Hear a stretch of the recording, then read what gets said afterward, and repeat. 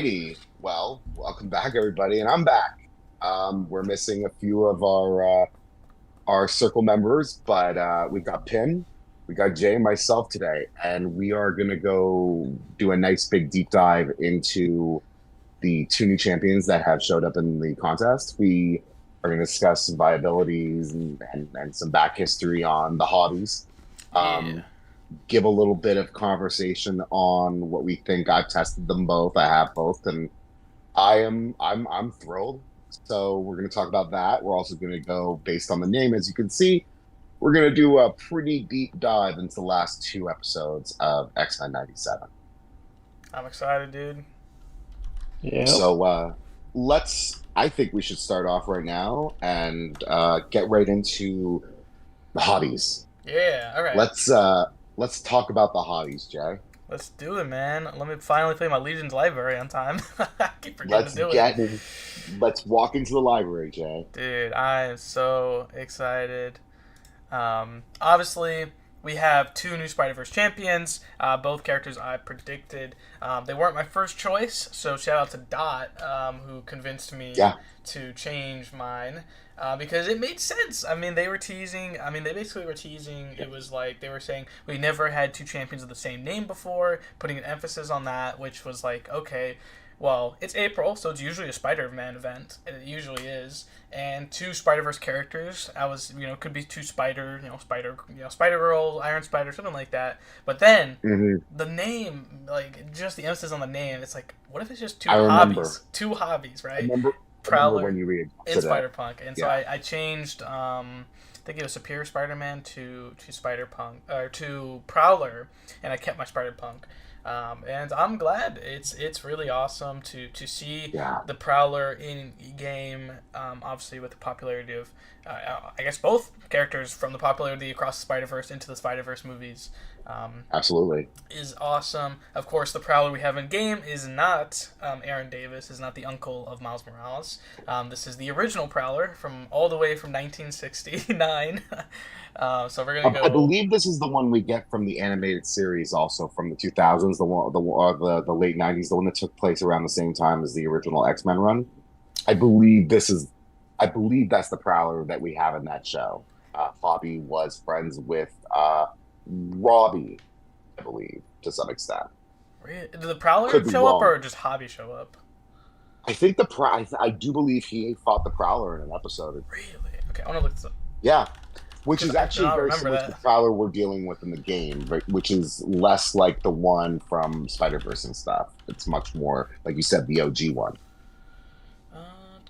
Oh my gosh, you are right.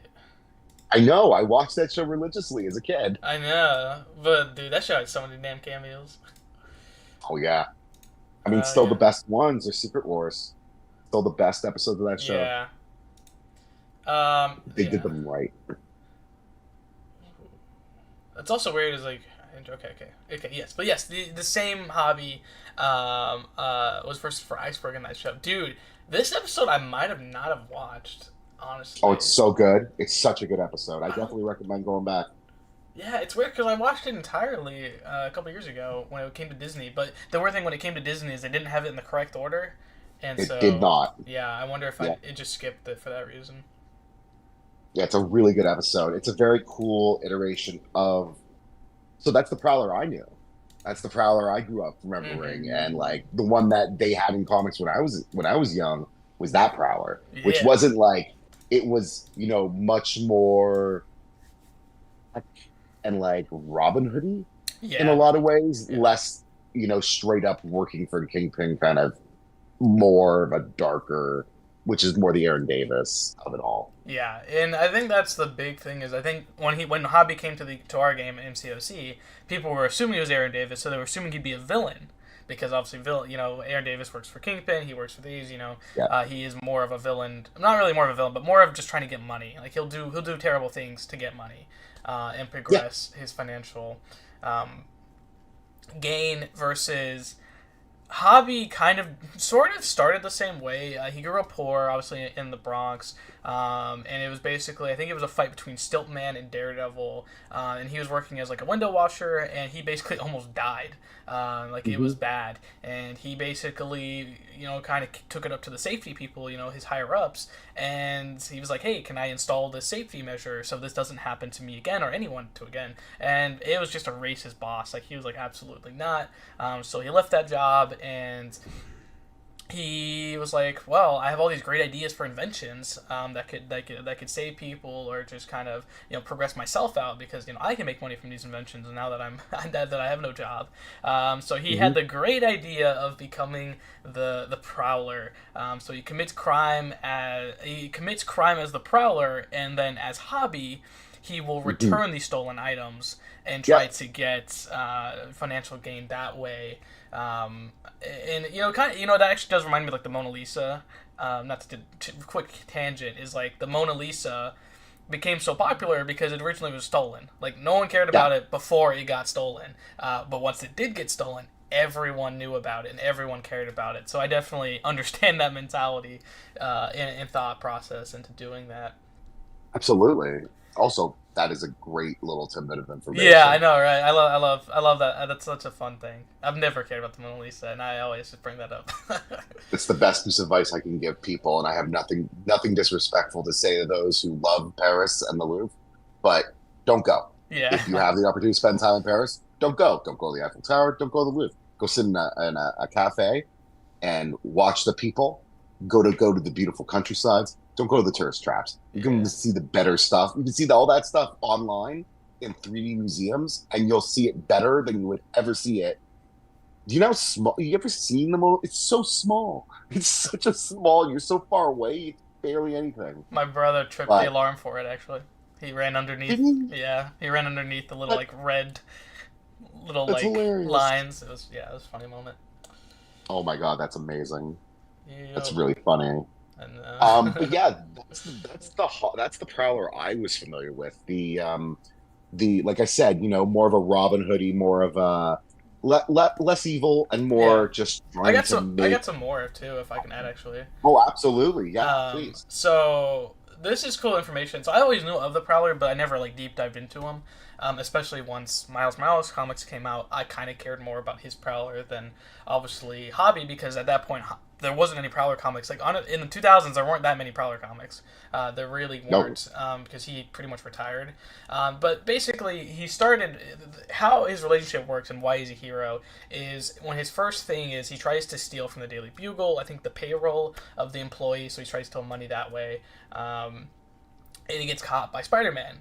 He gets caught by Peter, and Peter kind of accidentally falls off a building, and Hobby thinks he killed Peter because the dude fell off the building because of him, and it really guilted him. And Spider-Man shows up because obviously he fell off the building to transform into Spider-Man, and Spider-Man saves the day, but he's Prowler is guilt ridden. He kind of stops being Prowler after that, and he comes back to it, and then Spider-Man actually tells him that, hey, no, Peter's fine, you didn't kill him. But Peter or Spider-Man asks for a favor. He's like, hey, can you pretend to be me? Can you wear a Spider-Man suit, pretend to be me? And he's like, sure, I guess. And obviously that's kind of, I think it's the same night Gwen Stacy dies, which is which is sad, but they were all there, and you had everyone basically. Stacy was there, her father was there, and Peter was there. Peter and Spider-Man in the same room, so it saves his identity. And then later that night, Gwen's father died, and obviously Prowler just pretended to be Spider-Man, and he's guilt-ridden now because Spider-Man is framed for the murder of Captain Stacy. If you guys have seen Across Spider-Verse, you understand that a kid was in trouble, the rubble was falling, Captain Stacy moved the kid out of the way, but he got caught by the rubble instead. A canon event, if we'll call it that, if Miguel is correct. We'll see.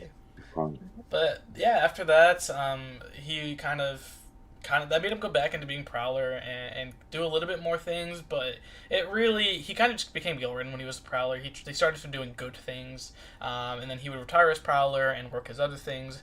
So he's pretty much gone. I think he returned not too long ago when Ben Reilly became the Jackal. Is Ben Reilly basically made a clone of the Prowler, so then there were two Prowlers fighting each other. But after that, he completely retired the Prowler and became Hornet, which is what he's currently as, is the Hornet, because at the time, I guess I forgot, I skipped it, but Peter asked if he could have a suit because he thought he was like losing his powers, so they made a Hornet suit for Spider-Man to use a different identity because that's a deep dive I can give.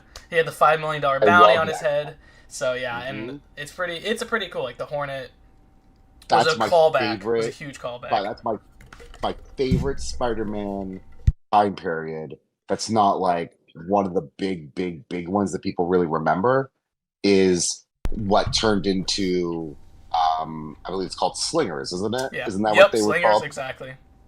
That's my absolute favorite little miniseries. The Dusk suit and the what was it, Patriot suit? I think it was Patriot. I think you're thinking of. I know. I forgot his name. It starts with a P. Yeah, not Prodigy. Is it Patriot or? Okay, if you're not saying Prodigy, Prodigy is who I was thinking of. Oh no, Prodigy's the one that the X-Men that can just learn anything, right? That's Prodigy, I believe. No, I think he's also called Prodigy. I think it's a guy from Ultimate Alliance too. He's in that. I know. He is in that, yes, and he plays the same role as he does in the original Civil War, which is gets arrested. Dude, he looks so cool. Oh my god, he's such a cool hero. I mean, the whole series was really great. The Hornet, that armor is so cool, and I mean, it wasn't. That was such a cool little thing, and I love that team was so diverse when they introduced that team. Also, I mean, it never really moved on to much, and I mean, Ricochet ended up starting like the support group for heroes that was introduced in Runaways or whatever it was.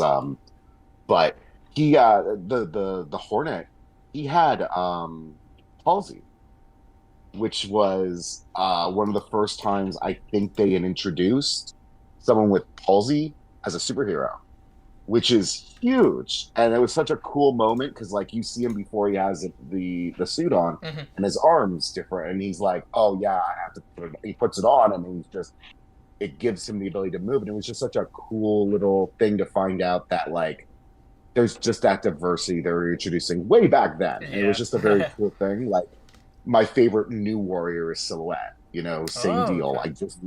I like people who were like, what? They're disabled and they're super powered and they're pulling off shit and like leading teams. They're doing really cool. It's very cool. Very cool characters. But yeah, that Hornet suit was based off of Prowler's all of Prowler's stuff to begin with too. I believe that's like in the comic it mentions that. Yeah, so that's very cool. Dude, it's cool, and I think they brought back the Slingers, I think, like 6 years ago, which it wasn't until the symbiote invasion. Because basically, and Hornet was brought back, and I think there's a Red Hornet as well. But it wasn't until the symbiote invasion of Knull that that Prowler decided, hey, let me just be Hornet and let me save my city. Like, let me save the Bronx and help out. So. I didn't even see that one. I thought I read everything with Knull, but I never saw that one. I'll have to look into that one. Yeah, man. I love the symbiote invasion. It's obviously, I love the symbiote invasion. Dude, it's I one do of my too. favorite comics. They need to do more with Knull. What's up, dude? XN. Yeah, man. Dude, I agree. We need some more Knull stuff. I mean, I'm really intrigued by Venom though, the new Venom series. I don't know if you've seen what's coming. I haven't don't read know the how they're recent going run. to do it. Well, I mean, the latest thing that they're just starting, the run just is announced, is going to be Eddie versus Dylan, Venom versus Venom. Okay, only one can be Venom, and I mean, it doesn't make sense to me. Yeah, it doesn't make sense because I read all the Venom stuff after he takes over leading the Hive. Yeah. And I have to. we know that he's gonna win technically because that's the whole point of that series, is that Eddie is endless. He's always going to be there, and that was the whole point of that series, was to tell us that he's literally there at the end, there at the beginning. Mm-hmm. But yeah, it's I mean, you get me started on symbiotes, I'm going to talk your ear off. Oh yeah, dude. My favorite thing. But yeah, what an interesting change though. And if we've got Prowler Hobby, and we saw Hobby, like, he grew into this character starting off as, you know, possibly we'd say an adversary, not really an evil person, but like Yeah. at that time there wasn't like when Hobby was first introduced, most Spider-Man villains weren't evil. They were all Yeah. scheming and wanting to Yeah. get money and survive in a world. Definitely, But definitely. how do they get? I'm going to do this branch over because honestly, I'm really interested to know your take.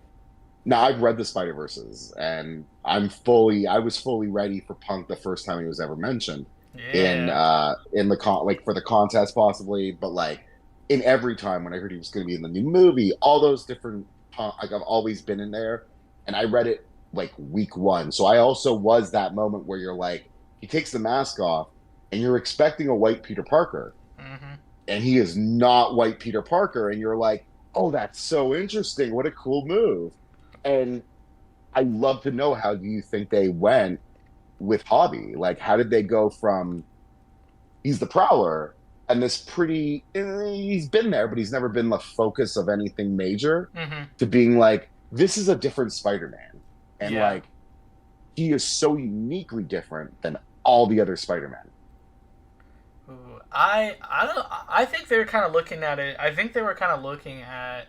Obviously, I think it started with Gwen. You know, their decision to do, Spider Gwen. Obviously, to look at the people around Peter and look at who. Well, if things had played out in a different universe, who would have gotten bitten, and depending on the circumstances of that universe entirely, Yeah.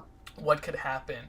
But Punks is really interesting. Punks is like so funny to me because basically its originally was Spider UK. If you don't know, his original design is actually from Spider UK. Dan Slott just loved that Spider UK design so much, he made a whole new character based off of it. Which Dan Slott obviously wrote Spider Verse. We can thank him. He's a great. Sometimes great, Wonderful. sometimes not great. But Spider-Verse is fantastic. Spider-Verse is one of his great. Please read it if you're listening. Pause this podcast, go sit down on Marvel Unlimited, and read the whole thing. It's so worth it. Absolutely. And I joke about it not being great. It's just there are funny editorial moments in the Marvel that Dan has made that now he says, I shouldn't have done that. Oh yeah, I follow him on Twitter. I've seen Absolutely, the same me stuff. too. Yeah. He's great. He's a great dude. And yeah, so he basically made Spider-Punk, obviously Hobie Brown. In this cool universe that I get to talk about is a whole anarchist punk punk rock universe of the Marvel universe, and it's so cool. It's really interesting. So Norman Osborn is the president of this place. He is this leader of this authoritarian regime, basically, which is horrible. It's horrible. It treats people like terrible. They have a military that is made out of venom, or venom in acronyms because it's not a real venom. And and Hobie is really inspired by Gwen. Gwen is like this hero of his, which is why they have a connection in the movie, is because he idolizes Gwen. Gwen is this anarchist, this punk rocker, and that he loves and idolizes her, and makes him want to become Spider-Man once he gets bitten. They never show how he gets bitten, so we don't really know that, but it's kind of implied with any Spider-Man. It's not necessarily always need to be told. And so But he was bitten, right? Yes, he was bitten. That he was bitten, because some Spider-Men aren't bitten and they have other powers. Yes. That's the only sometimes you have to say. Yeah, specifically it was bitten, and they say basically from a radioactive spider that was irradiated through the waste dumps of the government. So yeah, it's an actual layer of storytelling that I like, in attention to detail. And yeah, he gets bitten and he becomes this anarchist Spider-Man, which I think is he's called the Anarchic Spider-Man, is his true name in that universe, kind of like Ghost Spider and Spider-Gwen. We call him Spider-Punk, but he's not necessarily called that in his own universe. And yeah, he fights these fascist army that are the fake Venom, like I mentioned. He kind of makes his own team.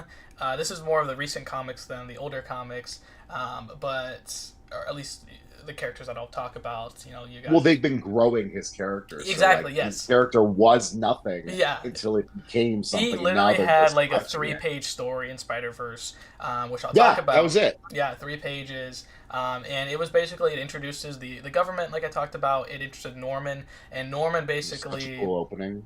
Oh, yeah. So cool. Dude, and which is really cool is, so they show us this flashback in Spider-Verse, where it's Spider-Punk and Captain Anarchist and a few other freedom fighters, and they're fighting against this government, and Spider-Punk gets these big amps and stereos and surround system, and rips his guitar, much like his SP3, of course, and it disables the fake symbiotes because they're not immune to sound. Like, sound is their weakness. Thing. And Spider-Punk takes his guitar and decapitates Norman, and it's so badass.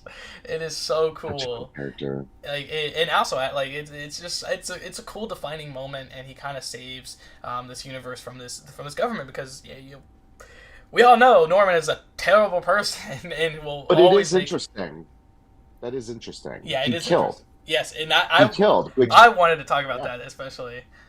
Yeah, that's a clear defining moment that separates him from a lot of the other Spider-Men out there. Like, there are many Spider-Men who would never do that. People say Peter would never kill. Peter's definitely killed in certain fashions. Like, he definitely has it in him. There's been moments when he's been pushed to, and maybe the person hasn't died, or maybe they have. Like, there have been times where I can find you a comic where he's killed someone, but like, there are comics where like he gets lucky sometimes where the person he beat the crap out of doesn't die.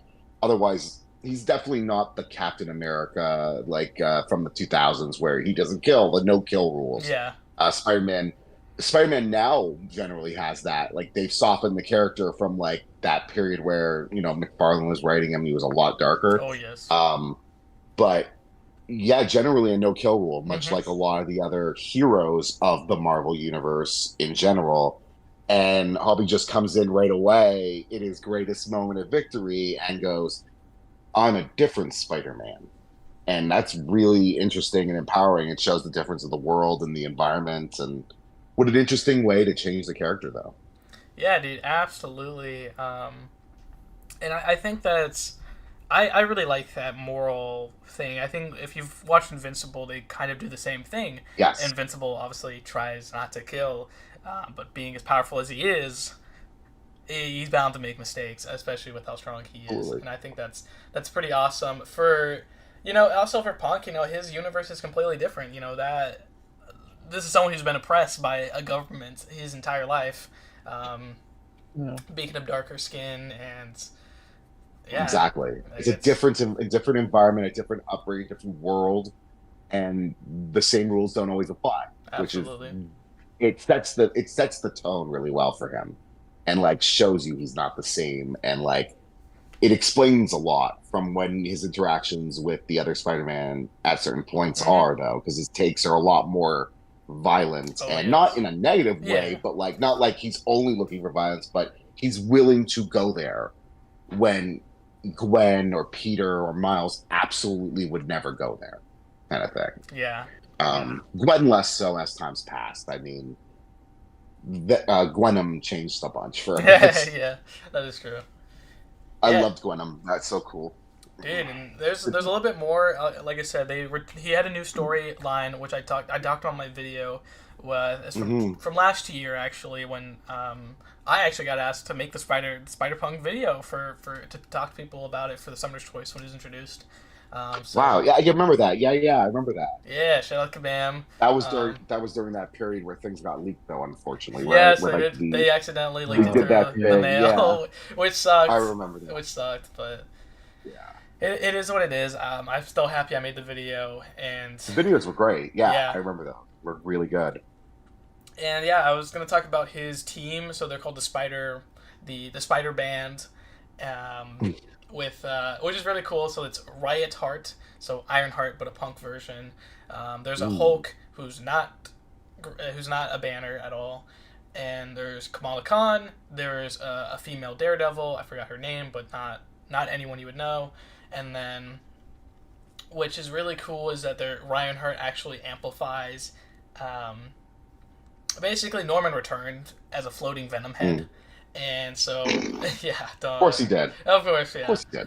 Yeah, and Norman Ryan Hart. from MODOK. Yeah, it really. If in comics there's like this trope of a brain in a pickle jar, basically, and that's pretty much it. Yeah. Yeah. Oh, it's the old Armin Zola of it all. Yeah. And before that, it was the Ultra Humanite back in DC. You know, yeah, exactly. we love the idea of taking our yeah, brains and putting it places we shouldn't put it. Exactly. So, yeah, it totally makes sense. Yeah, and Ryan Hart amplifies his guitar, and he does an incinerate blast, and it destroys the floating Venom head. So every ability that I talked about, like, it seems like Kabam went the direction that I wanted, which was to make Spider-Punk unique. Like, if we're gonna have Spider-Man, I want them to be so unique, play styles, abilities wise, and it's really entertaining. Absolutely. So I've had some hands-on time with both these champions at this point. I have played significantly more Prowler than I have with Punk. Punk just came out recently. I played him a little bit. He is, I think the best way I can describe him is he's probably truly the most fun I've had. Just flipping and doing stuff around on a screen. Yeah. Like, don't have him massively ranked. Like, he's only ranked 3 as a 6 right now. But I have fun just fighting with him. Like, he's one of those champs that the shorter the fight, the less I'm happy about it. I like playing him. He's really fun. His specials feel really cool. I think that to perform maximum damage with him, it's going to take some skill. It's going to take a lot of practice. I'm going to say, as someone who was never a fan of Guitar Hero or DDR or any of those rhythm-based games, I'm a little bit at a back point from this character, but I think that we are going to see really cool stuff with this character, and I think that if people give Punk a try, they're going to have so much fun. Like, just playing, he plays like no other Spider, which is so much what you need from these spiders as they come into the game continuously. But Prowler is by far probably like one of my favorite texts that's ever been introduced into the game. The simplicity, the damage, the utility, it's all there. And he's ranked 4. He'll go ranked 5 in a few days when I finish off 8.4 and full Act 8 completion. Like, he's getting a gem, he'll get dust, he'll go full ascended. He is, I think people should really focus on investing in learning how to play him, hunting him down, trying to get him, because he is the falter immunity, the ability to put up the falters and fully evade specials, like on demand, as long as you're controlling the fight as you should. Like, it's not like you need Kitty to build up prowesses and then like dash in, dash out kind of. Yeah, that you can do that, but like with this, it's just so much easier. Just throw that falter up, and unless it's a champ that specifically counters, oh wait, he's the only one. So there's nobody else that can fight that, and I think it's just a really powerful kind of utility-wise, brokenly powerful right now. So give him a try if you haven't. He lives up to the reputation and what he should be as such a long storied character in comics. Like, they did him right, and I think that much like Punk is this wild, crazy character in this comics, he's represented perfectly, I think, in game. Am I right to think this was Clips that did the design for this character, like the dev on this, Jay? Honestly, I don't think I wrote it down. I don't actually know who the dev. Well, whichever the dev was, if they happen to hear this, thank you. You've done a great service to this community and gave us an amazingly fun champion. Like, amazingly fun. So yeah, that's kind of my take on hands-on. I will say, that I think any level of the champs would be worth investing just to play around with because I think they're really fun. So like max it at a rank 4, or max it at a 4-star or 5-star, whatever you have. Just have fun with it. It's worth the resources if you have them, use them. So we're halfway through, and I want to make sure we touch on this. Guys, X-Men 97 is making me cry a lot. Like I'm crying in every episode. And is it the best show that's happened in the last year? Because I think it beats out all the other, like people talk about Fallout and Last of Us, but like this is my Fallout. I gotta say, this is the most invested I've ever been in a show in a very long time. Yeah.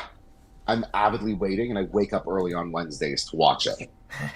I gotta wait on my family. I wish. I wish. Oh, it's so good. Pin, what I had a chance to touch with you. How I wouldn't say it's my favorite of the 3 installments this year in terms of let's see. Well, the 3 would be Invincible, Fallout, and X-Men 97. Sure. And for me, Invincible would come in first, but that's more of a personal thing. However, I get it. X-Men 97,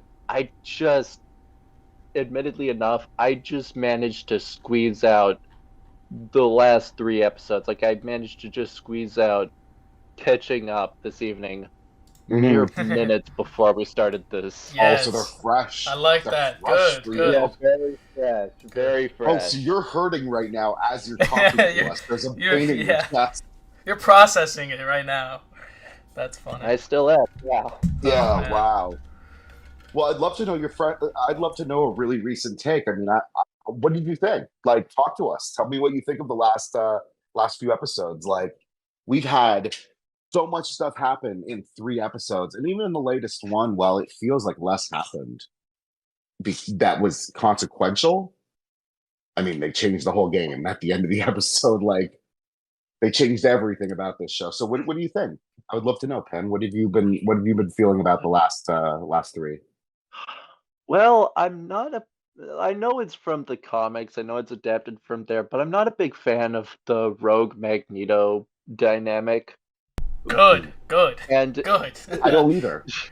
Like, we're glad. I really don't like it. Like, I get where she's coming from and trying to want to be able to touch someone, but like at the same time, like, dudes. I don't think we're supposed to. Dudes. Yeah, no, it's should be illegal, but the thing with like they should have found a way to make it work better than what they have, and it pains me to see my boy in such pain like that, to the point where he's just dying in the last 3 episodes. But and the Shi'ar Empire thing, seeing Gladiator, the only thing I could think of was the Gladiator buff. That was right on point. Yeah, right on point. It is pretty funny. Yeah.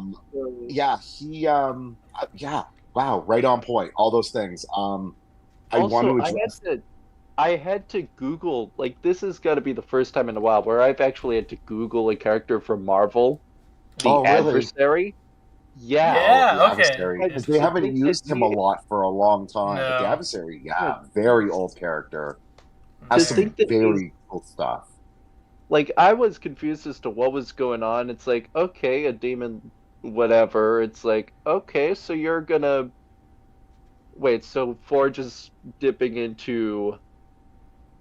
They finally did it. That's the newest episode, right? So it's right on the nose. Yes. Yeah. He dipped into something he shouldn't have dipped into, and that is canon in the comics. Shaman Man got real angry and went deep into his, and to quote from this back in the day, medicine bag of his herbs and all this stuff, and he did a summoning vengeance ritual to summon the adversary to get vengeance. And that is his so like the adversary, the reason you don't see him the adversary a lot and stuff is because the adversary has been defeated in the comics. The character was Forge's Everest, more or less. Like, it's a character that is not defeated as simply in the show was. Much more drawn out, much more Forge having to really prove himself and re-earn his disgrace that he felt like he threw off by touching dark magic like that. And um, one of the coolest things though is, correct me if I'm wrong, Jay, but I'm pretty sure the battle with the adversary is what led to them becoming citizens of Australia for a few years, and also Yes. invisible to technology for a bit there, and had siege perilous, and a bunch of that cool stuff happened, right? That's all with the adversary, I believe. So the reason they don't touch that is because it's messy, Ben. It's messy, messy, messy lore stuff, and they didn't know what they were doing. But it's funny that they did that with this story, because that story with the adversary, the whole thing that leads into, actually leads to moving to Australia. And when they're in Australia, they just so happen to meet somebody, a young girl, who happens to be the first person we ever saw in the X-Men show. That's where they meet Jubilee. Oh. Jubilee happens to be there at the time, and she saves Wolverine when he's being tortured by Donald Pierce's. Oh yeah. It's like the robot people. Reavers. The Reavers. Yes. Yeah. Donald Pierce's Reavers. He's part of the Hellfire Club. Donald Pierce. Ooh, but anyways, yeah, they introduced Jubilee that way. But the adversary is this really cool character, though. I hope that they touch, if we ever get Danny, they would touch on the Demon Bear, and I hope people are willing to actually give it a real shot. I never saw the movie, the New Mutants movie. I did believe the Demon Bear was part of that. No. I don't want people to... Oh, no? Okay. No. It was... And I hope people really give it a shot. It was something entirely different. I still haven't seen it. I don't feel the pull to see it. It's an easy I love skip. the New Mutants. I know. I love the New Mutants, so I don't want that to ruin my New Mutants. Yeah. I finally forced myself to watch it. It was a movie. It was a thing. You sat there and you did watch it for a bit. Yeah, and well, I did watch it through, and honestly, I think, I don't know, I felt more for Cannonball than anyone else, to be honest. Which, funnily enough, is played by the guy in Stranger Things. Yeah. So I think he's the reason why I forced myself to watch it. So. Oh, Sam? I love Sam. Sam Guthrie? Oh, what a cool character. Plus, a character that literally leveled up. Like, he was a mutant. He wanted to be an X-Men, so he became an X-Men. He met a really attractive alien person, married her. She happened to be part of the Imperial Guard. I think she's the female Crusher. I could be wrong, but I think she's Crusher. I think the Crusher powers is like one of the Imperial Guard powers, like the Shi'ar Guard. Yeah. Yeah. And it's passed down through like goggles or something. But I think she got them, and then they met and they fell in love. And he got kids now in an alien world, and it's just like the cutest thing in the world. Also, bringing up Sam, did you guys realize Meltdown / Boom Boom was in the episode? I did. Oh, and Glob? Or no, yeah, Glob. Yep, Glob Herman. Yeah, he was there. Yeah. Oh, goodness, Him that was and Pixie. Cool. You want me to Pixie, go? yes. Do you want me to go with them? Yes, I have a list Jay. of most of them. I'm ready. There's a lot. That was what the lead into. Oh my gosh, there was a lot. So obviously, this isn't from the most recent episodes. It's episode before. It's Genosha. Obviously, Genosha. This is like a spoiler, in a sense, right? Well, no, this is something you had seen. This has nothing to do with happens at the end. No, this was in. Oh, this was last week's episode, right? Yeah, we're going back to last week's episode. Yeah, we're going back. Right. Okay. Yeah, Genosha. Obviously, if you watched the original show, it was Genosha had already been introduced. They've been to it, and then obviously when we had the Motendoverse episode as well, Jubilee said, "Hey, we went to Genosha before," so which is really cool. I'm glad that they do callbacks. But yes. I knew that they were setting up something between Jubilee and Roberto. Like, you are just gonna see them sitting together like that for a couple of scenes throughout a few episodes, and not have that last moment happen. I think it's cute. It's a cute thing. Yeah, Let absolutely. them have it. I think it's really adorable. All right, so yeah, they introduced Genosha. Obviously, they're going to Genosha. The nation has been recognized by the UN, following the events of the first couple episodes. So first off, we see Nightcrawler finally back in X-Men '97, who was originally. Welcome back, Kurt. Exactly. Welcome back. They even referenced the episode or episodes of which he was at the monastery, I want to say it was called, with the other monks. Mm-hmm. He is. Yeah. I could go into a lot of Nightcrawler lore. I wrote it for his buff, but it's a lot. I love him. Nightcrawler's. We'll do a deep dive on Nightcrawler one week, I think, because he deserves it. It was planned for one of the episodes we had to cancel. So yeah, it's there's a lot. There's Excalibur. There's the recent change to his origin story, which is cool. There's a lot. Yes. We'll definitely go deep. He's got a really interesting change to the origin story. Definitely, yeah. Whoa, what an interesting change. Yeah. I'm here for it though. Me too. Yeah. Very cool. Yeah. Which for sure. I do wonder if this show will talk about that. If they I don't think so. Yeah. Because they don't have. They're very it seems they're very committed to their continuity that they have, like, to the continuity that's already been established from the original show, and which is fine because like this is its own thing, and I think that's really cool. Like, I think I read an interview with the showrunners, and they were kind of talking about like, hey, this is our sandbox. Like, we finally are able to make a sequel to what we worked on 30 years ago, and this is our sandbox. We get to have fun with this. We started something, we get to finish it, and we're just gonna have fun with it. It's not part of the. I love that. It's not really. It doesn't matter if it's connected to the movies or anything like that. This is our thing. It shouldn't be. Yeah, exactly. It should be its own little capsule in time of some stories that we've loved from the comics that they're just doing their thing with now. Like, let it be what it is and not mess with it, please. Don't try to MCU connect it. Absolutely. But yeah, we start in Genosha. We see Nightcrawler, obviously kind of introducing Gambit and Rogue. They're finally all three together. Oh my god, one happy family for a little moment. Okay. Anyways, we see a lot of people in Genosha. A lot of people. We see Emma and Shaw, who of course are actually part of the council. Which honestly, Genosha, they're we talked about continuity wise, but they're really pulling from. They have a gala in this episode. They're really pulling from the Hellfire Gala. So I find which is cool because they're pulling from Krakoa from recent comics, but also pulling from the past with Genosha comics, which I think is awesome. I think it's a really cool way to do it. And you see Callisto, another person on the council. You see Moira, also on the council, which is pretty awesome. I do think it's very interesting, though. They point out that she's a human. Yes. They're definitely pulling from older lore. Yeah, they're, again, not pulling from that she's a mutant who can die and reincarnate, which is the 11 times earlier life or something. Only 11 times. 11 times, yeah. I find it so funny when people... I find it so funny when people have mutant powers, and it's like, I can only explode one time in my entire life. I don't know when it will be, but I'll explode. You're talking about my favorite X-Men character from my favorite X-Men series called The Worst X-Men Ever. Yep, exactly. Honestly, my favorite X-Men would have... No, maybe he's not my favorite X-Men, but definitely in my top 10 would have to be Forget-Me-Not.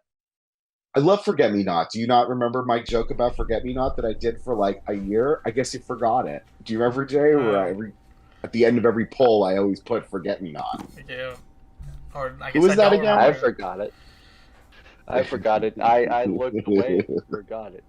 Oh, I love that character. It's so funny, and it's the saddest thing when Xavier dies. Because nobody remembers. Because no one, Right. Oh, so sad. Who else did we see? Oh man. Okay, so now we're getting to cameo territory. Obviously, when Nightcrawler was showing Gambit and Rogue around, you see Leech, of course, with the Morlocks. Obviously, you see. Yeah. Okay, you see. Okay, this is interesting. You see two different angels. I want to point that out. Yes. You see an alternate reality, you see the fallen angel, and then you see what's left of Archangel, basically, obviously, because he's not Archangel anymore. He's like he's not Angel, he's not Archangel. He goes by Angel at this point, I believe. Because you can see it's on his chest. He's running the angel symbol on his chest. But he's still got the pale skin, the blue skin from being. Well, that's permanent. Usually, like in the comics, that's permanent. That never goes away until he uses until he awakens his apox gene, which allows him to go back and forth between death. It's so stupid. Yeah. Stupid. More cameos are Collab Herman that we talked about, the skeleton Jello. Such a cool design. I've always loved that design. Such a nice character, too. Yeah. Just a good guy. Yeah, absolutely. We see Nature Girl, which I was not expecting. Oh gosh, very surprising. I saw her like all these cameos. By the way, I'm sitting on my couch with my family, like, oh my god, Glob, oh my god, like Nature Girl, oh my god, Pixie. Yep. Like I'm just like, it's so funny. What's his name? Big guy. Who was there were a few people in like this portrait image, like off in the corner. I think Gentle. You might be thinking of Gentle. He's a pretty big guy. Yeah, he's a big, skinnier looking. He can beef himself up, but when he's not, he's this very tall, skinny looking. I think he's Ethiopian in the comics, I believe. Yeah. I think so. And then Strong Guy also might be what you're talking about. If you're talking about the Strong Guy. Strong Guy. So yeah. Yeah. Both characters who have actual similar powers, hilariously. They both have their strength. Yeah. They have a limit to their strength, which is funny. Yeah. Yes, very much so. The reason Strong Guy looks like he does is his limit. Mm-hmm. There's also WizKid. If we're talking about disabled people, he's wheelchair bound. WizKid's not a mutant though, is he? I can't remember. I think they did make him a mutant. Because he was New Warriors. I thought he just had this. He just built the chair and the stuff. That like the tech guy. I'm trying to remember because I read he was part of. I think he worked with Box at one point too, though. Yeah, well, I was reading. He was part of Sword. He's a part of X Corp right now. Okay. And yeah, he is a mutant. I was trying to remember. Let's see if I can remember when they introduced him. That's really interesting. I could have sworn maybe I'm thinking a different WizKid. Yeah, which there are quite a few alternate realities. That's why I'm thinking a different WizKid. Okay. Yeah, I think he was born. I think they always. Yeah, during the Inferno comics, it was said that he was a mutant. Okay. That's when he was introduced, and he had the robot legs. Right. I remember now. Yeah, Yeah. And they just most recently brought him back for Sword comics, and he's got the Professor X chair in red. And he's really cool. Yeah, he's really cool. I've seen a lot of love for him on his hover chair on Twitter because that's awesome. I'm on X-Men Twitter all the time. Oh, that's awesome. Some good, some bad. Some good days, some bad. But yeah, WizKid's awesome. That's the fandom. Sadly, I have friends in the Spider-Man fandom, and I hear that is the worst place to be right now. Yes, it is always toxic. I got to say. Multiple Man. We see Multiple Man, so that's awesome. Yes, we do. Oh, he's doing a weird dancing thing with his multiples, though. It was so cute. Yeah. He's such a cool. I was like, oh, Jamie, hey, good to see you, bud. Yeah, man, Jamie Maddox. It was very cool to see that and see his powers activated too. I love that all these mutants are using their powers too. Pixie made my heart flutter. Dude. Just seeing Pixie be Pixie made my heart flutter. Exactly, man. We see. Although she has the sword, which I thought was she has the dagger. Mm-hmm. Yep. Which means that this is already taking place a bit into the story, and Pixie's sadly has lost a little bit of herself at this point. Then, if she has the dagger, there's a lot of stuff we comic readers will get. We're like, oh yeah, this character has already been through some stuff because we know those stories have already happened. Exactly. It's really cool to see that they're like, oh, these characters. This feels like a universe because these characters have already been through stuff. We're not thrown at this character's brand new. They need to go through this story. This story already happens. And it feels like the story kept going while we were gone. We didn't see it. And exactly. And though there was no story progression technically because we pick up right after. Even with that, it still feels like maybe that's how the main story goes, but progressively Mm-hmm. the world has moved on and that's accepting it. So all the new characters that wouldn't have been able to be possible, they're just integrating, and it's this like you said earlier, it's this special thing which is 90s X-Men mixed with all the cool stuff that we've Yes. had since, really integrated in and made into a much more fluid story, I think, because I'm really enjoying how it's going Oh yeah. and how they're weaving everything around. Dude, Yeah. absolutely. Um, yeah, it's funny. The next character that they show is Exodus, and oh my god, I love Exodus. Exodus is such a cool character. Exodus Exodus is the guy with the red skin, right? Yeah, The Purple. He's a purple boy. yeah. Well, purple. sometimes he looks red. I can definitely see why you thought it was red. I think more Yeah, he definitely recently. had Yeah. some lighting. Yeah, he Yeah. Actually, I should call it Crimson to avoid entering certain verbal territories. Yeah. Yeah. I mean, Yeah. it's okay. he I was he was he's a very cool character, Exodus. Yeah, What and a cool I wanted to bring this up for the character. fact because I saw Comics Explained be like, "Oh, Exodus is in Genosha to Yeah, the E for Extinction event," and Rob was like, "Well, if Exodus there, like, how did they lose?" And someone commented like the yeah, same way Krakoa lost because Exodus was also there and couldn't do anything, and I just found that yeah. so funny. Oh, you made it hurt now with the Krakoa Oh, thing. I know, dude. It's too soon, I haven't Jay. even It's too read soon. it. I have not read it. I don't want to. Oh, the I'm Fall of X so or whatever it is. Fall yeah, of the the House fall. of X. I am Uh, so anxious because the House of X was my reintroduction into X-Men after mm-hmm. probably about the last time I had read was the 12. That's the last time I had been intimately, actively following X-Men comics was the 12, which was, I mean, I love it. I Mm-hmm. love that series. It's such a cool series, especially the stuff that came after. That's when like they start really going hard with alternate X-Men Mm-hmm. reality stuff, and that was wonderful. But like, goodness, House of X changed the game. It was Dude. such a wonderful. Hickman's a genius. Like Yes, I love Jonathan Hickman. I will say, we can talk about any comic book story writer in the world, and I mean, we can always point at certain comics and say, "Oh, that's a mess." I still am yet to find like something I would go, "That's a miss" with Hickman. I can say it may not be his number one piece, Yeah, dude, I but do he's a agree. genius. He's always been one of my tops. Um, Yeah, Yeah. Absolutely. I'm still getting over the fact that as soon as I'm not sure if this still counts as a spoiler, considering I don't know how much time has passed since I learned. Uh, Actually, it was a Comics Explained video, actually, covering it, Mhm. where basically, as soon as they announced the full new squad for, what was it, the X-Men at the gala, Mhm. where everybody, including Falcon and Kingpin and so on, are at. So it's not just mutants, but humans too. Yeah, yeah, yeah. Yeah, it hurt. I'm still getting over the fact that as soon as they announced the new team, it's just like, oh yeah, boom, now it's just Juggernaut remaining who's there. Just because Nimrod dropped in, and boom, most of the team is dead almost on the spot. God, I love Jug. Jug is cool. Speaking of Nimrod, Jug's become such a great character, and yeah, I love Nimrod. Nimrod's always been one of my favorite villains. you saw his cameo in the He's recent episode.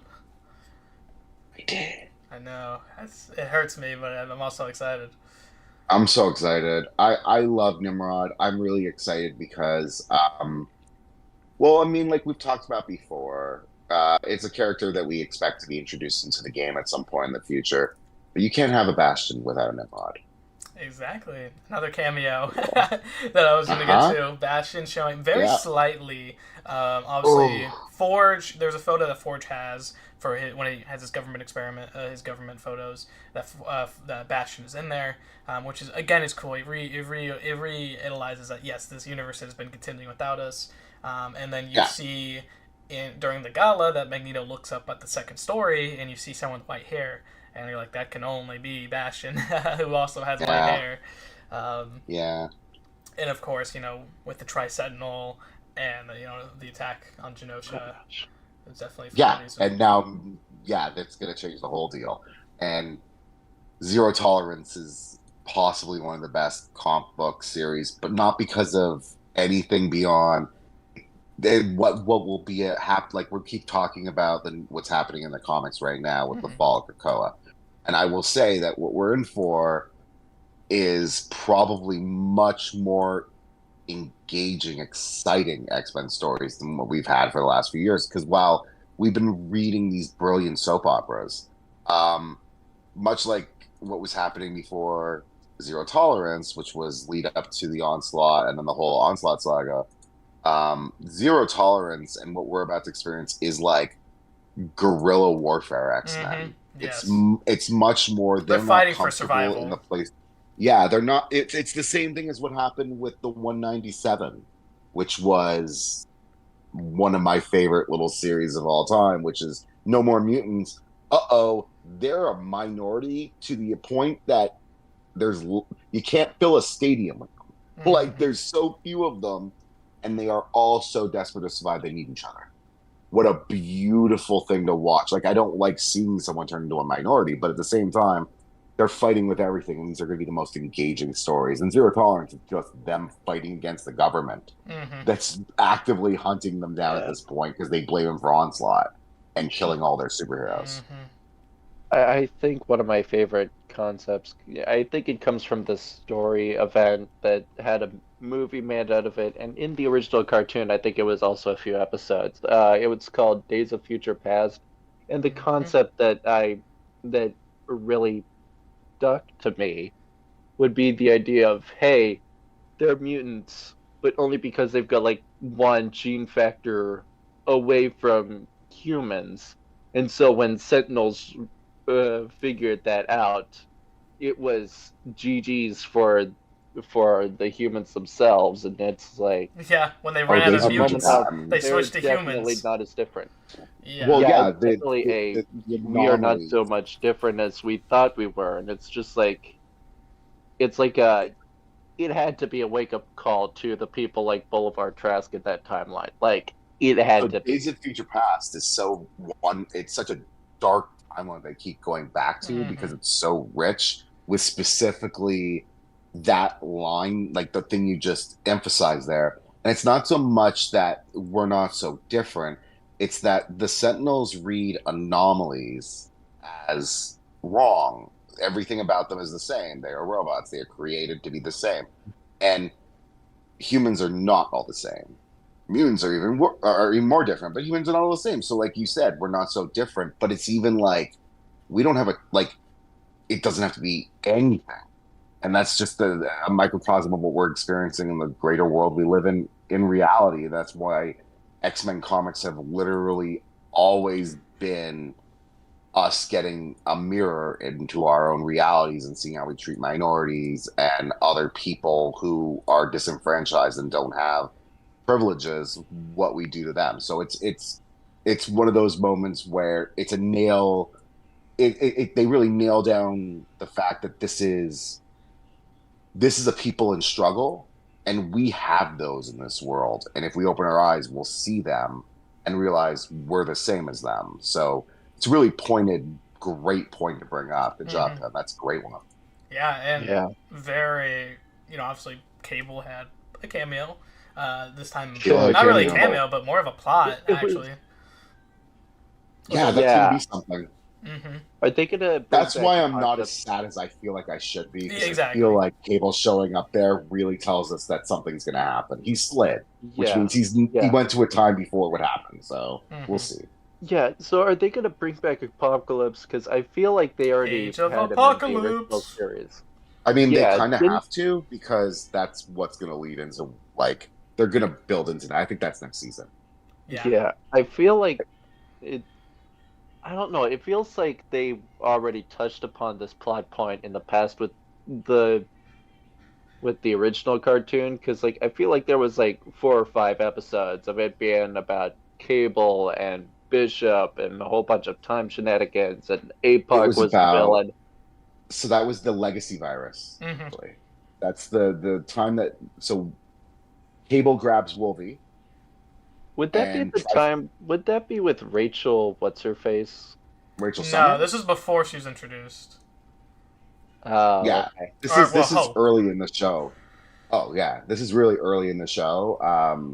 But like the legacy virus, APOC is making it as, which is not at all what happened in the Yeah. comics, but he's making it to try to do the survival of the fittest, which is again not something he would do ever use germ warfare as his first way to lessen the people. Like he has horsemen that would do that, but he himself is all about trial by combat. Yeah, And like which that would be what he did. we do have to reiterate. I haven't reiterated this, but there's only, you guys have noticed there's only laser guns in this universe. There's no real guns Yep. and no real violence. So obviously Nope. with the TV show, they had to make some changes from the comics, and that being Absolutely. one of them. Despite people getting crushed by rocks and evaporating and beams. Well, we haven't totally seen not a lot Wolverine of. fight really.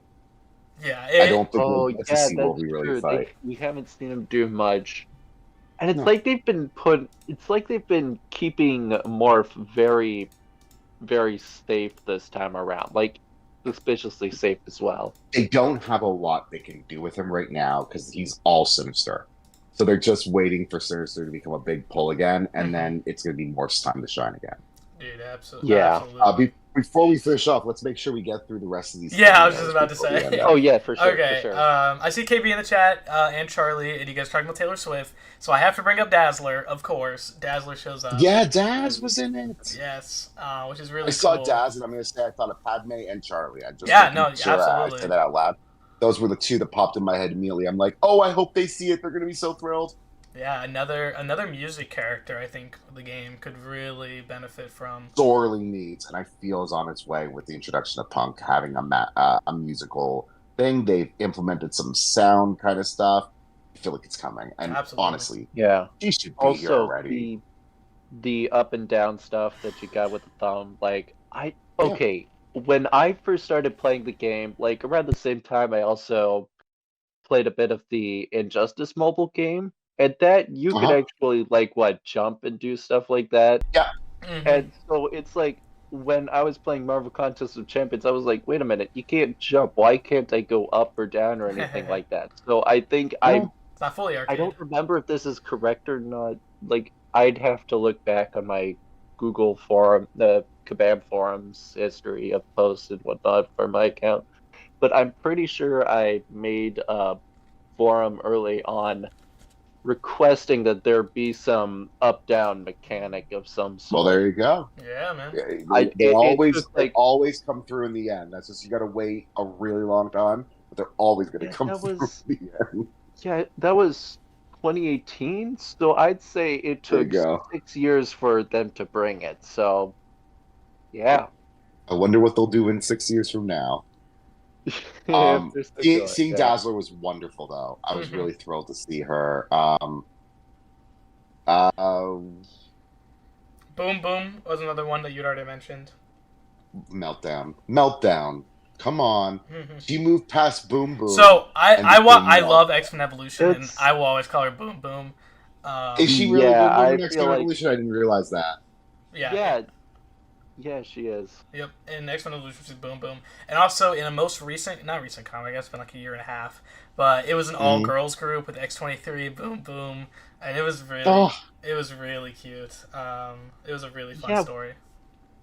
I've been a fan of her since way back the day. Her and Skids were like some of my favorite little young mutants. Yeah. Speaking of X-Men Evolution, wouldn't that be when X-23 was first introduced? Yes. Introduced. Yeah. First introduced, yeah. I find that she's so like cool. Harley Quinn. Like a Harley Quinn. Introduced to the show before introduced to the thing. Yep. They came up with Harley for the show, and then people loved her.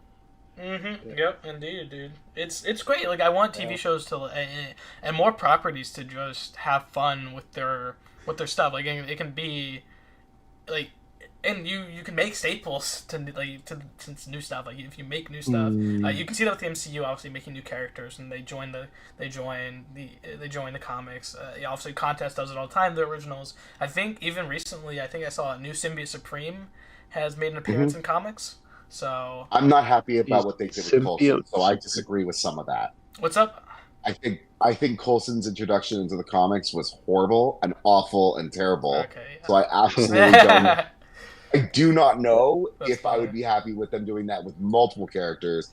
Like, if Bruce Timm comes up with another amazing character, sure, let's bring in another Harley Quinn, or like we get sometimes someone like X-23, who's just one of the cooler characters that's ever been introduced, because it's a it's a more honest Logan. Like, Yeah. she is a Logan that's more honest about how she feels and her trauma she's going through. What a cool character that is. But Agent Coulson was a robot who was evil. And I do not like that introduction. Yeah. Even if it got me some Squadron Supreme, no. By the way, I pulled a 7-star Hyperion this morning, guys. Oh, nice. I like that. Oh, I was so happy. My first new in so long. Ah, man. But yeah, so did we have any more that popped up in the episode? Yeah. I think we had a few more. Yeah, there was Squid Boy. There was Marrow, who had a cameo in the first episode with the Wanted poster, which is really cool. The Watcher. My girl, she should have been here. The Watcher, guys. Did you see him? Utah. I didn't see him, but I assumed he was going to be there because it happens at every major event. Every major event. Just didn't go back and watch it yet. I knew he was there because I know he exists in the universe, because we've seen him in back before he was in one of the episodes, and I saw it. And that's his job. He's supposed to be there at every major event. So I just was planning on going back and looking in the smoke and seeing if I could find him. Yeah, man, in the sky. You'll see him in the sky for the gala. Yeah. Will this be the same Watcher from the What If series? Because it feels like the animation's pretty much similar enough. So, but it's not. It's not him. So they did ask. They kind of leave it up to the showrunner. Basically, like I said, I mentioned that it's a sandbox. Obviously, the Watcher had already been introduced in the original show, so they're just bringing this Watcher back.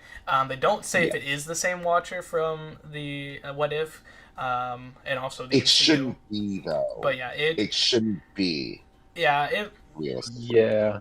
He's got his own thing going on. Like, I'm pretty sure they're wanting a season 3 of What If at this point. We'll see if it happens. Oh, absolutely. I think that'll be a thing that happens. It does well. No, I just don't think it's supposed to be, because they Utah? Is that how you say his name? Utah. There's a Watu. Yeah. So he he is supposed definitely not the same Watcher. Yeah, he is supposed to they're not supposed to work through multiverse. Like, that's one of the rules, is like they are not supposed to be watching over every universe. They glance at it, they keep an eye on it, but they're not supposed to be like interacting. Some of the Watchers will interact. There's only like Watch is one that will in times interfere, never in a major way. Like, never actually going and being like, I'm gonna fight. Just wouldn't do it. I still believe in the Earth X storyline. So in my opinion, he will never do it, because he promised the Celestials that he would never cause anything to happen to their babies. Which is canon, guys. It's canon. The Celestial was in Earth. That's the Hand in Eternals, guys. The Hand still exists. Whether we want to admit it or ever talk about it in any piece of content again, there's still a giant armed person coming out of the ocean, and nobody has ever talked about it.